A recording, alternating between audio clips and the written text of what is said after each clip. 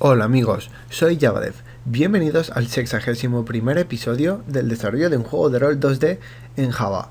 Al fin hemos dejado atrás esos infinitos episodios en los que estaba creando el mapa. Se estaba haciendo bastante largo ya.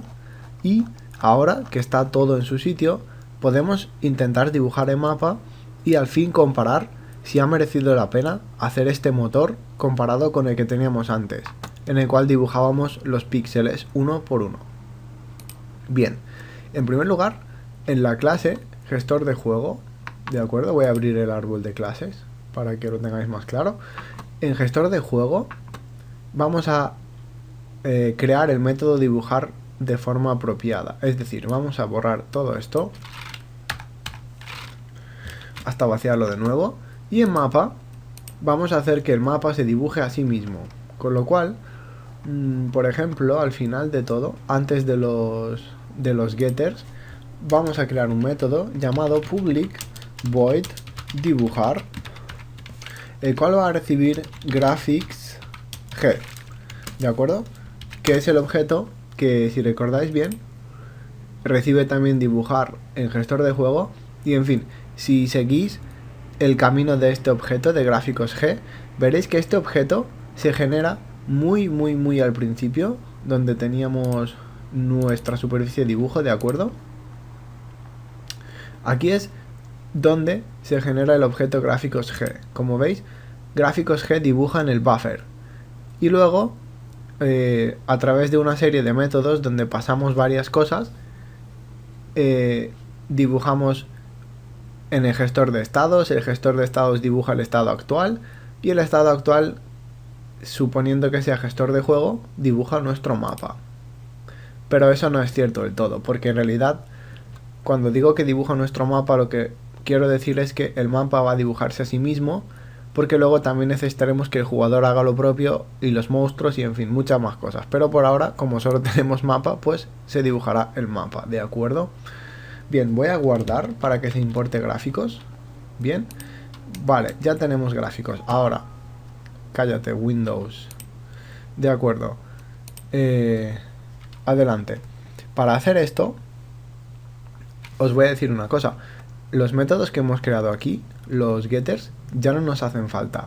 No sé si los volveremos a necesitar, pero creo que no. Así que los voy a quitar del medio, porque como el mapa se va a dibujar a sí mismo, todos los datos que podemos necesitar, todas las variables, están ya en la propia clase, así que no necesitamos acceder a ellas desde fuera. Aunque sean privadas, está bien, ¿de acuerdo? Así que, ¿cómo lo haremos? Muy bien, vamos con el famoso doble bucle for.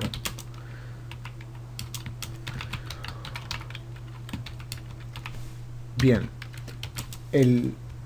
la parte I del dibujo, que va a rellenar la pantalla de forma vertical, obviamente tiene que ser menor que el alto del mapa, ¿de acuerdo?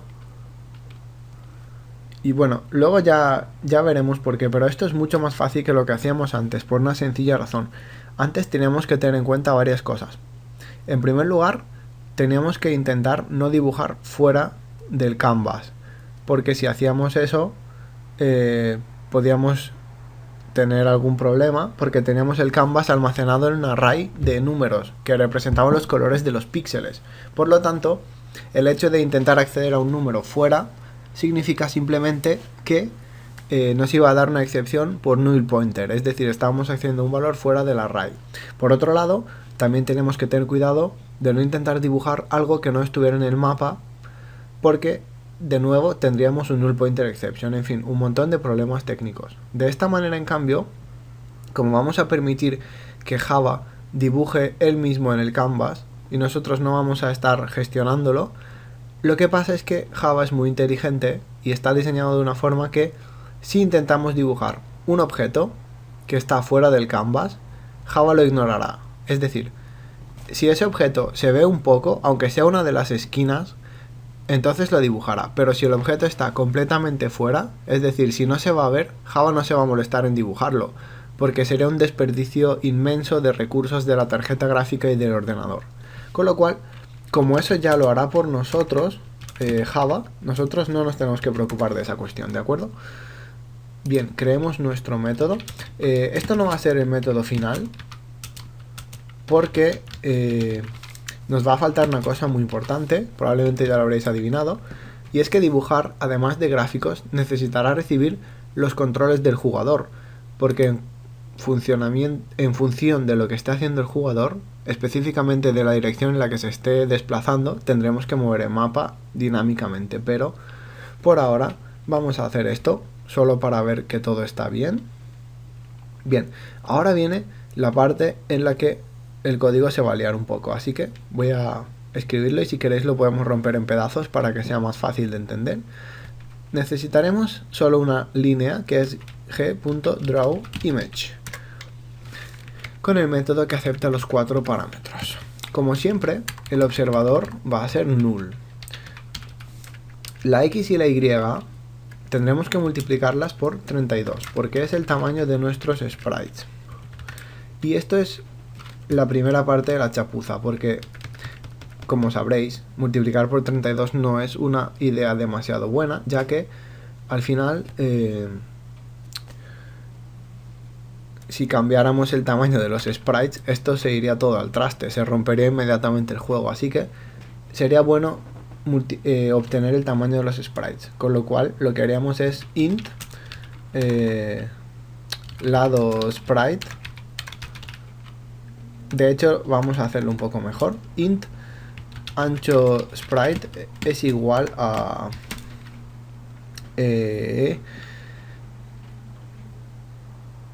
bien, lo que puede ser es que tengamos sprites cuadrados o sprites no cuadrados, pero lo que siempre va a ser constante es que todos los sprites serán del mismo tipo, es decir, o todos cuadrados o todos rectangulares, con lo cual podremos coger cualquier sprite de la paleta y usarlo para medir el ancho y el alto de todos los demás, con lo cual ancho sprite va a ser igual a this.paleta obtener, no, perdón, a la paleta accedemos al 0, por ejemplo, con lo cual va a dar igual, y punto obtener ancho. Bien, esto nos dará el tamaño del sprite. De la misma manera, int alto del sprite es igual a this.paleta. Realmente, si queréis hacer esto bien, deberíamos crear una constante que se inicie y ya está, pero bueno, no importa. De acuerdo.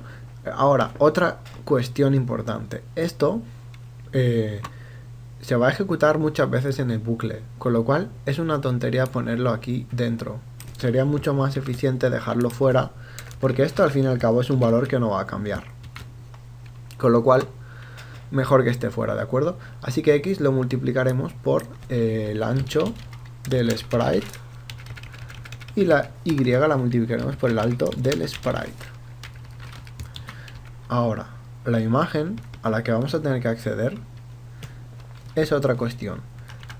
Recordad, en esta paleta que tenemos por aquí, en esta paleta tenemos las imágenes que se van a usar para crear el mapa. En este caso eran 9 imágenes, mientras que en el array de int sprites están las referencias al dibujo de la paleta que va en cada cuadradito del mapa.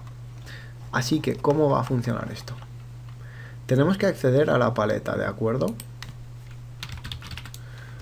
¿A qué posición? Pues a la que apunte el array de sprites. ¿Y a qué posición del array de sprites? Pues a la x más y por this.ancho. This.ancho es el ancho del mapa, no os equivoquéis, ¿de acuerdo? Y por supuesto tendremos que poner punto obtener imagen. Bien. Y como os decía, esto puede ser algo lioso, así que si lo preferís podemos hacer lo siguiente. Podemos hacer una buffered image que va a ser igual a justamente esto.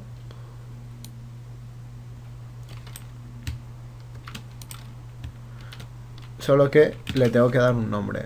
Le podemos poner de nombre imagen, de acuerdo, o sprite, lo que sea, pero bueno, imagen está bien. y la ponemos aquí, imagen. ¿De acuerdo?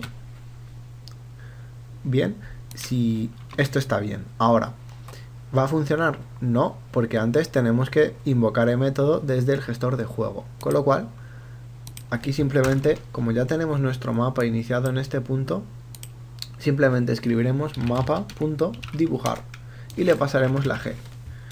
Ahora, ¿va a funcionar esto? Veamos. Bien, como veis, funciona y además funciona a una velocidad vertiginosa, ¿de acuerdo? 2600 frames por segundo, una auténtica locura. Así que esto está muy bien, pero como os prometí, ahora llega el momento de ver si ha merecido la pena todo esto, porque lo vamos a comparar con el antiguo proyecto, ¿de acuerdo? Así que un momento, vamos a... en mi chuleta. Bien, vamos a importar el antiguo proyecto, que, si recordáis, llevaba el nombre muy poco descriptivo de juego. Muy bien. Voy a cerrar todas estas clases. Voy a dejar abierta solo la que ejecuta realmente el juego, que es el gestor principal. Y por otro lado, en juego, en el paquete juego, en la clase juego, tenemos el juego. Bien, vamos a abrir el juego. Observad, la pantalla es muy pequeña y aún así el juego no logra funcionar a una velocidad tremendamente alta. Como podéis ver, apenas 1600 frames por segundo con esta ventana tan pequeña. En cambio, si ejecuto nuestro nuevo motor, como veis, funciona prácticamente a 1000 frames por segundo, aún a pesar de que la ventana es mucho más grande. Así que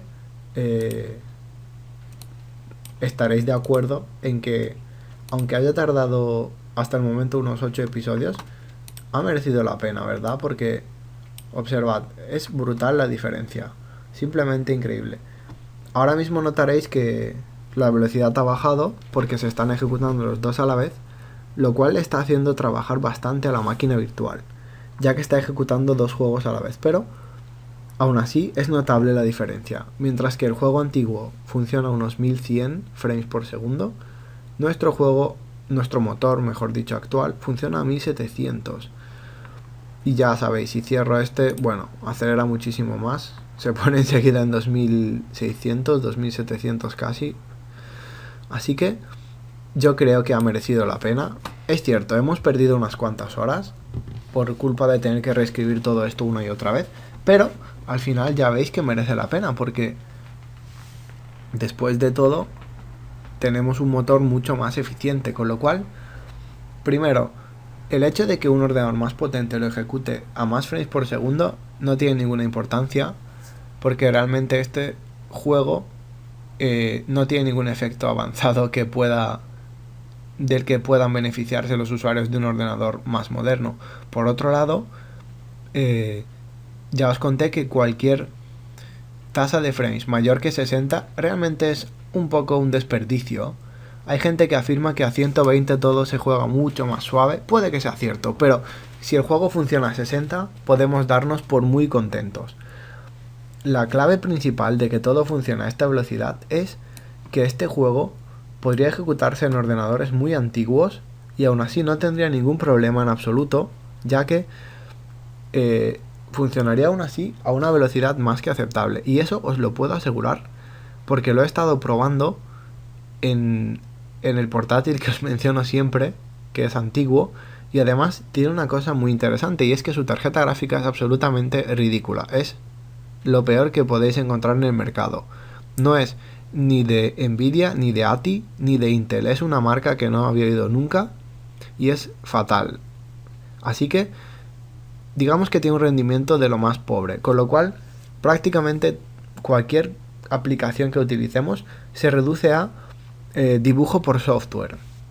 Es decir, que todo lo hace el procesador, al contrario de lo que estamos haciendo ahora, que es dibujo por hardware, con lo cual la velocidad que veis aquí podéis garantizar que se debe a mi tarjeta gráfica, que como os he dicho es una Nvidia GT 520 de 1 GB, No es una maravilla y realmente aunque tuviéramos una tarjeta peor, funcionaría prácticamente igual de bien este juego, ya que no llegamos de ninguna manera a saturar una tarjeta gráfica medianamente moderna con lo poco que estamos haciendo. ¿De acuerdo? Así que esto va perfecto. Ahora lo que falta es obviamente añadir al jugador, añadir el movimiento, añadir las animaciones y por último implementar las colisiones. Cuando hayamos hecho eso, tendremos un juego, o el motor mejor dicho, estará al mismo nivel que estaba antes de empezar a reescribirlo, de hacer el reboot, y con eso creo que podemos dar por terminado el reboot.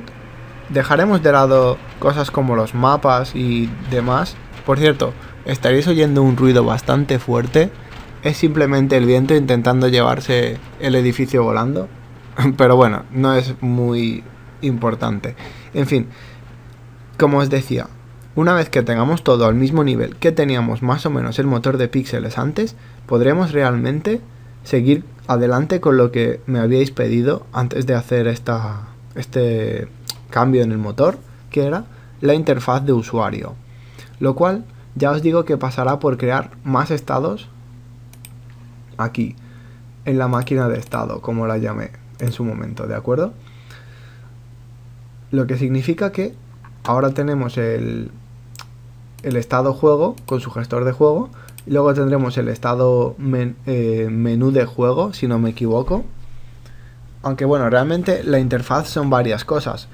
La interfaz por un lado es lo que se va a ver en pantalla, como por ejemplo la barra de vida, la barra de magia o de resistencia, los objetos, las habilidades, o no sé, o el dinero. Luego por otro lado también será los menús que se abrirán cuando pulsemos algún botón para ver las estadísticas del personaje, el inventario y demás cuestiones. Así que nada, también como os he mencionado, en cuanto llegue este motor a la altura del que teníamos antes, lo que voy a hacer es limpiar un poco el código, ordenar todo mejor en métodos y en cosas, y os lo dejaré en el Google Drive como siempre para que le echéis un vistazo y para que lo tengáis ya escrito, porque realmente no tiene sentido que copiéis todo esto. Lo que quiero es que lo entendáis, cómo funciona la mayoría. Aunque seguramente haré un episodio en el cual os explicaré qué son los cambios hechos, en el sentido de qué es lo que he limpiado y qué razón ha habido. Si es solo para que esté más ordenado y limpio el código, o si es para que realmente mejore la eficiencia o funcione un poco más rápido, ¿de acuerdo? Así que, bien. Así, antes de acabar, también os quería enseñar, si abro el mapa, ¿de acuerdo? Aquí, si en vez del sprite 12 pongo el sprite 13, lo que vamos a dibujar son cofres en vez de otra cosa, que no sé lo que va a ser. A ver. Bien, ahí lo tenéis. Lo que os quería enseñar es que la transparencia funciona perfectamente, porque estas bandas negras que se ven no son más que un hueco transparente y se ve negro porque el fondo es negro. Si fuera rosa, pues se vería rosa. Así que podéis ver que funciona perfectamente la carga de la hoja de sprites, aunque la hayamos puesto como translúcida y realmente sea opaca, pero probablemente podríamos quitar directamente lo de que sea opaca o translúcida, porque ya veis que funciona igual. De hecho, podemos hacer la prueba muy rápidamente. Ahora mismo asumimos que todo va a 2500, 2600. Si por ejemplo cogiéramos y cambiáramos la forma en que se carga el mapa, ¿de acuerdo? A ver dónde está el mapa. Bien, si pusiéramos que la hoja de sprites fuera true, es decir, que fuera opaca, no tengo ni idea de lo que pasaría. Vamos a verlo rápidamente. Bueno, como veis, parece que Java inteligentemente sabe deducir lo que es la hoja y lo que no es la hoja. Así que, bueno, lo que es sorprendente es que funciona a una velocidad incluso más alta que antes. Bueno, todo esto probablemente tenga su explicación en que hemos dicho que la hoja es opaca en este momento. Y bueno, es la verdad, en su mayoría. Es decir, todos los sprites que tenemos son opacos, excepto este cofre. Con lo cual, Java le decimos que queremos cargar imágenes opacas y cargamos imágenes opacas menos el cofre Con lo cual Java solo se tiene que molestar en convertir el cofre de imagen transparente, es decir, de opaca a transparente, porque es lo que es. En cambio al revés, el cofre sí es translúcido, pero todo lo demás es opaco, con lo cual tiene que convertirlo todo. De todas formas, no os puedo decir exactamente por qué ha aumentado tanto la velocidad, ya que todo esto de imágenes opacas o transparentes debería hacerlo Java al iniciarse la imagen, porque luego se reutiliza, pero también es posible que cada vez que la dibuje tenga que hacerlo. Entonces sí que realmente es normal que se pierdan unos 100 frames por segundo con la tontería de la operación. Con lo cual, como veis, es importante que si las imágenes son opacas las marquemos como opacas, y si son transparentes que las marquemos como transparentes, porque eso ayuda a que todo se ejecute más rápido. De hecho, podemos volver a hacer la prueba. Estamos entre 2700 y 2800, a no ser que por supuesto mueva esto, con lo cual veréis que la tasa de frames baja dramáticamente y aún así no baja de 60. Bien, lo vuelvo a poner como false, lo inicio de nuevo y un momento que está calentando. Bien, y como veis ya no alcanza los 2700 como antes, ha perdido 100 frames, porque cada vez que dibuja una de estas imágenes tiene que convertirla de transparente a opaca, porque le estamos, digamos, mintiendo o engañando. Y lo que hacemos es perder tiempo en cada dibujado, así que no es la mejor idea. Como os dije, esto lo podemos resolver simplemente separando las hojas en dos tipos, o todo imágenes opacas o todo imágenes transparentes. Y realmente esto no es el mapa real, porque este 13 era un 12, ¿de acuerdo? Y además, tras el pequeño experimento que hemos hecho, podemos decir que esta hoja es totalmente opaca. Con lo cual, ya que no hemos dibujado el cofre que es transparente, realmente a Java le da igual. Así que ahora tenemos todo imágenes opacas. Bien, pues ya hemos hecho una gran parte de esto, que era el mapa. Todavía, como os dije, hay espacio para la mejora, pero por ahora nos servirá para probar otras cosas, y más adelante, si queréis, lo podemos desarrollar más. Incluso podemos hacer un editor de mapas, como os he dicho ya varias veces, pero por ahora esto nos servirá para ir desarrollando el juego aún más. Con lo cual, seguiremos en el próximo episodio ya encargándonos de incluir al personaje en el motor nuevo. Así que esto es todo y seguimos en el próximo episodio. ¡Hasta luego!